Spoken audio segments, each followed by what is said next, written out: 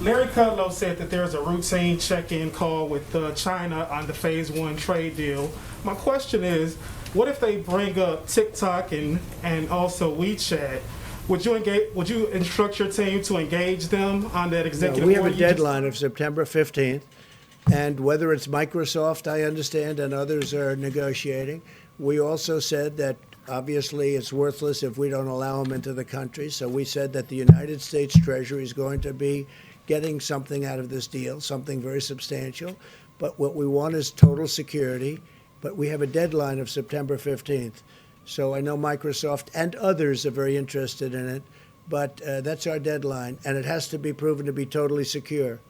We don't want to have any information going into China with what we've been through. And I have to tell you, you talked about the deal. You mentioned the Phase 1 deal.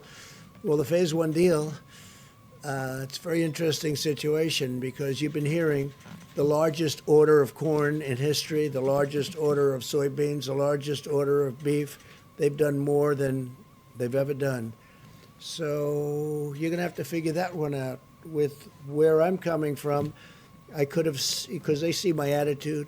My attitude toward China is not friendly, but they have gone into orders that are extremely large, and our farmers are very happy. But with what they did with respect to the pandemic, the plague that came in from China, it just is a different feeling. It was an incredible deal, but I have a very different feeling. But they are giving the Midwest, our farmers, among the largest orders they've ever seen. Somebody told me today, Bob Lighthizer, said it's about 40% of what they're selling now is going to China. So maybe they're trying to make me change my mind a little bit, because you know my attitude on China, and it hasn't been very good. Well, we're not talking to them, no, we're talking to the companies. In theory, it's a company, but it's a company within China. That means China. And the deal will have to be substantially beneficial to the United States, and we need total security. What are you doing as president to make sure there is a free and fair election? That the what? What are you doing as president to make sure there is a free and fair election? So everyone talks about Russia, Russia, Russia. They talk about China, China. They talk about all of these different countries that come in and run our elections, which is false. But what they don't talk about are things like very loose mail-in ballots, universal in nature, that frankly Russia, China, North Korea, Iran, all of these countries that we are reading about, hearing about, and in some cases they're writing about intelligence-wise, these countries can grab those ballots or print forgeries of those ballots, and they would go out and they would have a field day. This is the easiest way for the mail-in ballots, is the easiest way for a country like a China or a Russia or a North Korea or Iran. I hear Iran too, that was part of the report.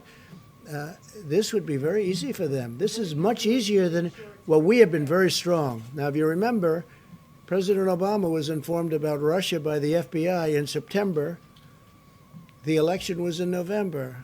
President Obama decided to do absolutely nothing about it. People don't mention that very much anymore. That's a lost fact.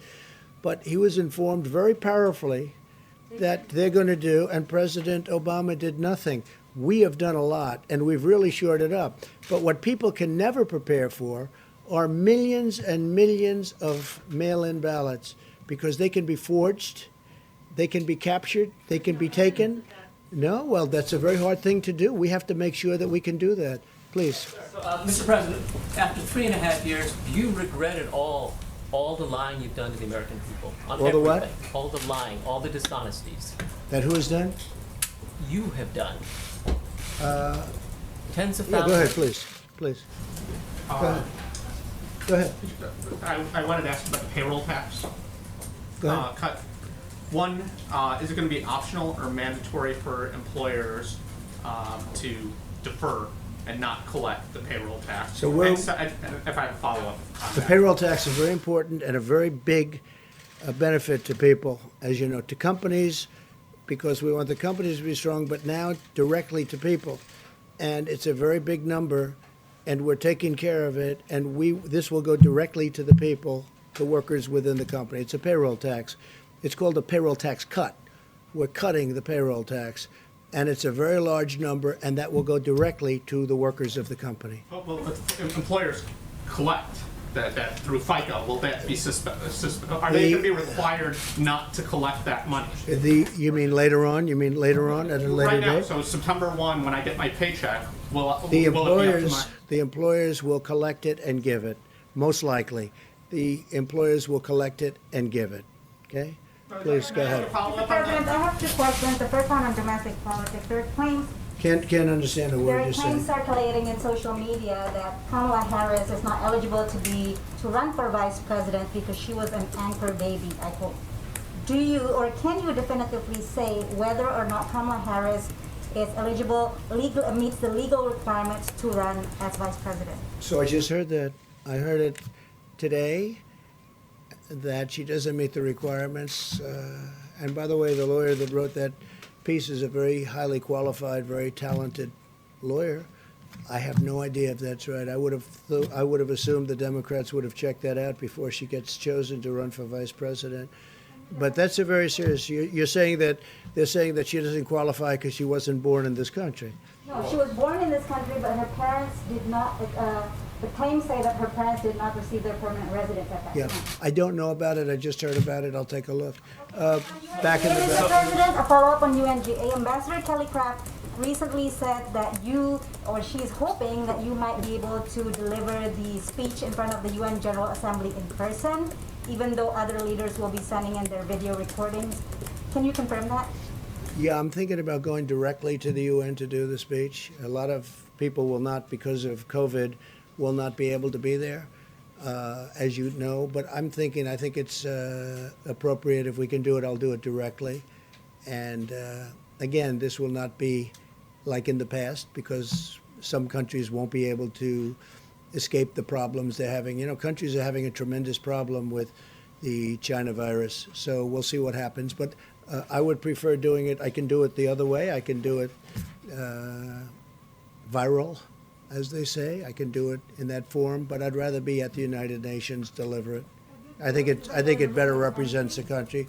Also, I feel sort of at least a semi-obligation as the President of the United States to be at the United Nations to deliver what will be an important speech. Would you still do it if the room is empty? Well, the room won't be empty. The room will have different people there and representatives of countries. But I can understand how it's very difficult for countries to be there. They won't be there only for that reason. They'd love to be there. I've already had people call, in fact, say, a couple of them, I'd love to be there. If you want, I'll be there. I said, don't be there. You don't have to be there. No, the room would be, I think the room will not be, although there may be a spacing requirement like you have in this room. This room was always packed. This room would be packed again if we had the seats open, but you have a spacing requirement, so I understand at the United Nations they may have that too. Yes, please. Thank you, Mr. President. I have a question on the peace deal, but if you don't mind, could I defer my question to Amala Khan from Epic Times? Sure, yes. Thank you, Mr. Please. President. Thank you. I would like to ask your opinion about what recently happened in Hong Kong, recent attack on press freedom in Hong Kong, and Jimmy Lai was arrested, his newsroom was raided. How will the U.S. respond to this? Well, I think it's a terrible thing, but one thing that we have done, we gave tremendous incentives to Hong Kong because of freedom. We want freedom. And we were giving tremendous economic incentives to Hong Kong, and we have now withdrawn all of those incentives. And it will be impossible for Hong Kong to compete with the United States with respect to that. It just won't be, because we've taken all of the incentives away.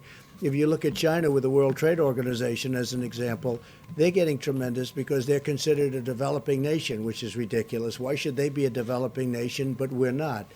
And they get tremendous incentives. We have, by the way, told them it's unacceptable, and we've been doing that for a long time. They understand exactly how we feel, and big changes are being made. But with respect to Hong Kong, they get tremendous financial incentives so that they could do business and compete in the world. We've now withdrawn all of those incentives. It's going to be very hard for Hong Kong to compete. And I will tell you that the United States, and I say this from any standpoint you want to hear it, we'll end up making a lot more money because of it, because we lost a lot of business to Hong Kong. We made it very convenient for people to go there, for companies to go there. We've withdrawn all of that, and the United States will be a big beneficiary from an economic standpoint. But I hate to see what happened to Hong Kong, because freedom is a great thing. Thank you all very much. Thank you. Thank you very much.